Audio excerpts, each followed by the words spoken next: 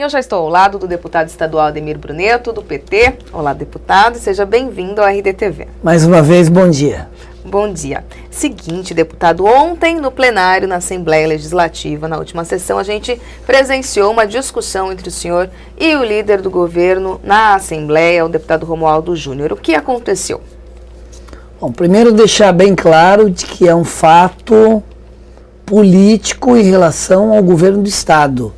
Não tem nada a ver com a questão local em Alta Floresta, onde o Partido dos Trabalhadores polariza com o PMDB. Primeiro ponto. Segundo, não podemos negar, está todo mundo ouvindo e vendo as crises que nós estamos tendo no sistema agropecuário, no sistema de saúde, no sistema de infraestrutura, na relação política da Assembleia com o governador. Isso ninguém vai negar. É um fato real e que tem levado a uma distonia entre o parlamento e o executivo. E nós reunidos no Colégio de Líderes, na última terça-feira, definimos que teríamos que dar um basta. Só que poucos têm coragem de ousar e fazer desta forma. Então a manifestação do senhor foi fruto de algo que já tinha sido discutido. De objeto colegiado, com a presença do presidente da Assembleia e de grande parte dos parlamentares. Primeiro, fundamentado numa reunião que tivemos com o setor produtivo, onde eles apresentavam uma situação de grave crise no sistema agropecuário, onde o Estado está correndo risco no seu estado sanitário por falta de condições de trabalho dos técnicos do INDEA, onde não tem material de consumo, onde 65% da frota dos veículos do INDEA estão paradas, onde um veículo tem que sair de Alta Floresta para vir aqui em Cuiabá trocar o óleo, ou de Vila Rica para trocar o óleo, aonde muitas unidades não têm veículos para fiscalização, não tem dinheiro para pagamento das diárias dos fiscais de fronteira, que é fundamental a vigilância sanitária nas fronteiras, porque se nós, do Mato Grosso, que somos o maior rebanho do país, tivermos qualquer foco de febre aftosa, os prejuízos são incalculáveis para todas as cadeias, não só para o governo. E ficou-se deliberado de que iríamos tomar uma medida drástica.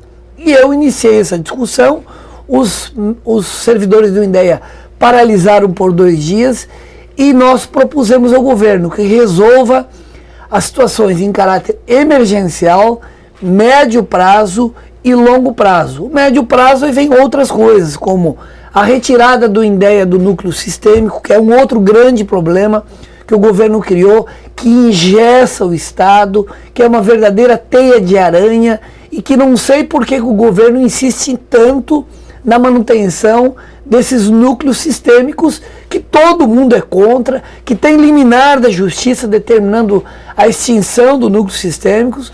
E se prosseguir dessa forma, nós vamos ter que entrar com uma ação judicial através do sistema do sindicato, pedindo intervenção no Estado. Além da própria questão dos servidores do INDEA, ontem o senhor também citou a questão dos investimentos na saúde e até a questão dos agentes penitenciários que estavam presentes. Estavam presentes. Então nós temos crise no sistema penitenciário, temos crise no sistema de saúde, onde o governo não está honrando o repasse dos recursos às OSs. Eu, inclusive, ousadamente, contrariamente ao meu partido, autorizei a criação das OSs e agora estou vendo esse caos, porque o governo não repassa os recursos à OS e com razão.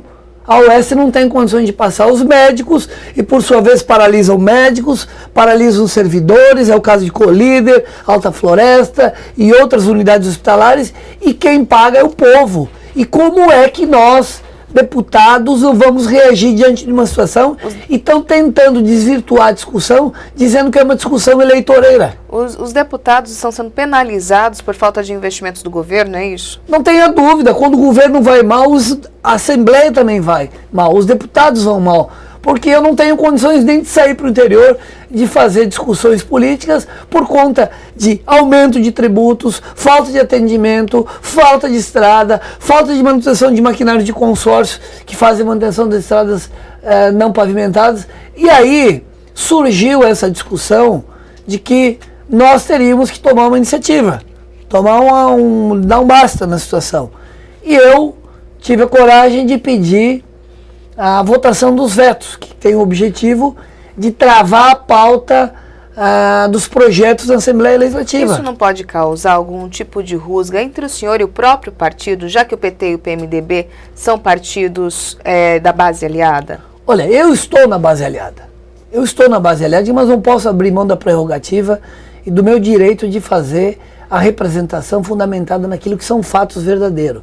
Se a direção do Partido dos Trabalhadores não quiser ver o que está acontecendo, apenas se focando nas questões eleitoreiras, isso é um problema da direção. Mas o meu papel parlamentar e a minha representação será feita na integridade. O senhor já recebeu alguma notificação ou algum aviso em relação à sua manifestação de ontem pelo partido? Não, e não vou receber, porque a minha ação é independente. Eles não terão essa ousadia de fazê-lo. A minha posição é essa, de representação e defesa do cidadão. E enquanto estiver fazendo isso, estarei fazendo com justiça.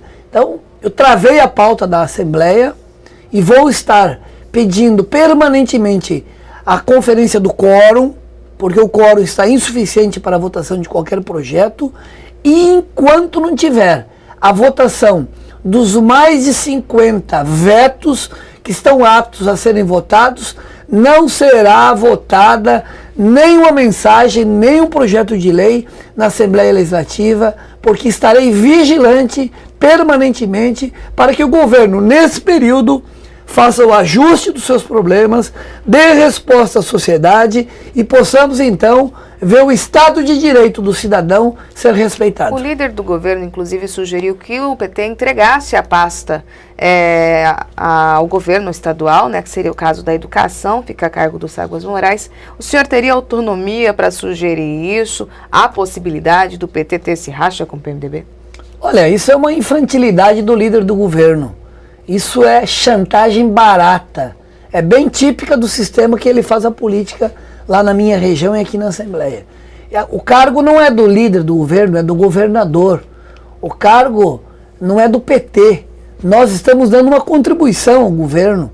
Estamos fazendo muito bem. E é a secretaria mais bem avaliada do governo Silval Barbosa. Compete ao governador definir se quer a secretaria ou não.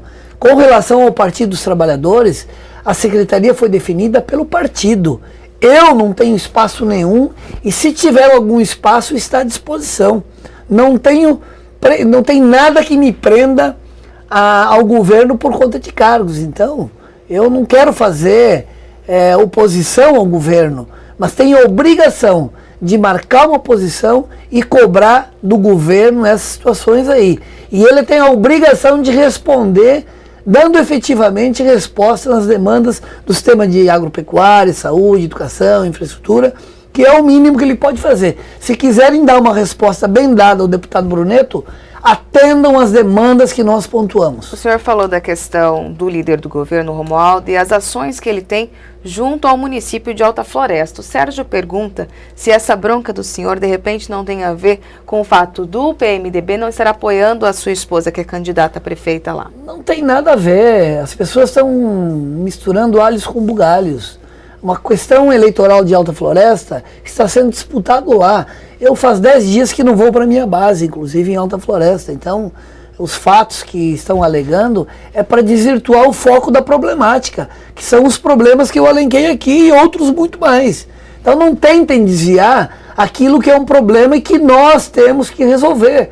Não é somente os deputados e o governo, é o setor produtivo que tem que ajudar a resolver isso, a FAMATO, a indústria frigorífica, o sindicato dos médicos, o sindicato dos fornecedores do Estado, através das indústrias de construção civil, enfim, todos nós temos que manifestar a nossa posição em relação à situação de inadimplência do Estado, não é só com as emendas dos deputados. Nós não estamos nem cobrando emenda mais, porque ele não honrou mesmo.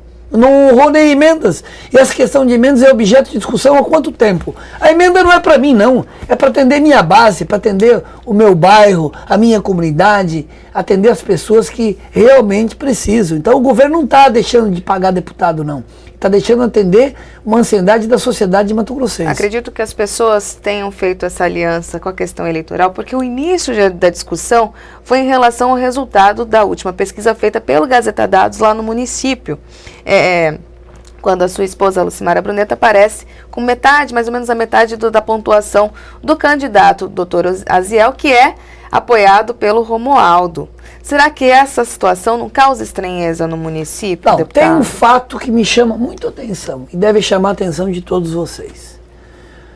Estão acompanhando pela mídia de que o Estado vai receber um título do CNJ, da ministra Eliane Calmon, de que é o primeiro Estado da Federação a liquidar todos os precatórios. Significa a retirada do caixa do Tesouro de mais de R$1 bilhão quando não tem atendimento na saúde, quando não tem R$300 para pagar a troca de óleo de um veículo do Indeia, quando não tem dinheiro para pagar a diária de um fiscal sanitário, quando atraso no pagamento dos servidores. Melhor forma de fazer caixa 2 para a campanha é pagamento de precatório. Eu só deixo esse questionamento. Eu não estou acusando ninguém, não. Estou deixando essa pergunta. Você acha que isso pode ocorrer? Não, eu quero saber por que essa prioridade e não as necessidades básicas da comunidade.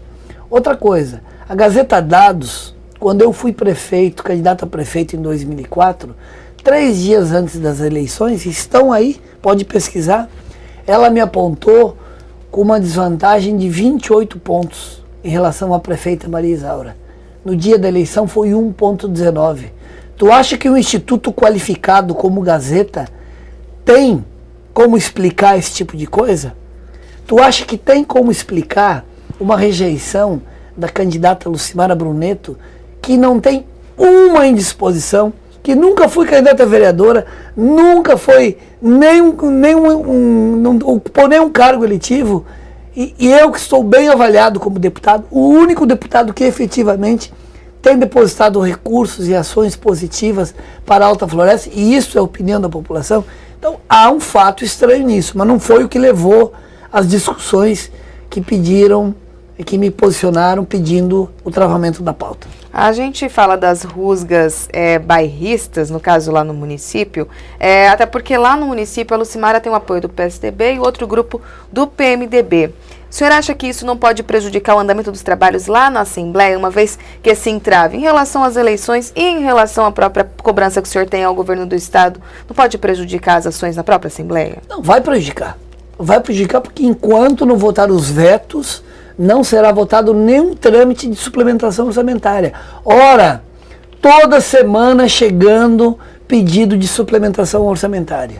Nós fizemos uma audiência pública, 2 audiências públicas, votando à LOA, avisamos o governo que o orçamento estava subestimado e agora toda semana chegam mensagens de suplementação orçamentária para o MT Gás, para o Cepromate. E vocês têm aprovado, deputado? E isso tem que parar. Tem que parar. Ou o governo tem um planejamento das suas ações, segue com responsabilidade aquilo que foi proposto, ou nós somos palhaços na Assembleia para aprovar uma LOA, um PPA, que nunca é respeitado pelo governo. O senhor já tem uma noção de quanto em suplementação já passou pela Assembleia? Não tenho, mas é muito. E o governo vai parar com esse negócio, porque não tem sentido.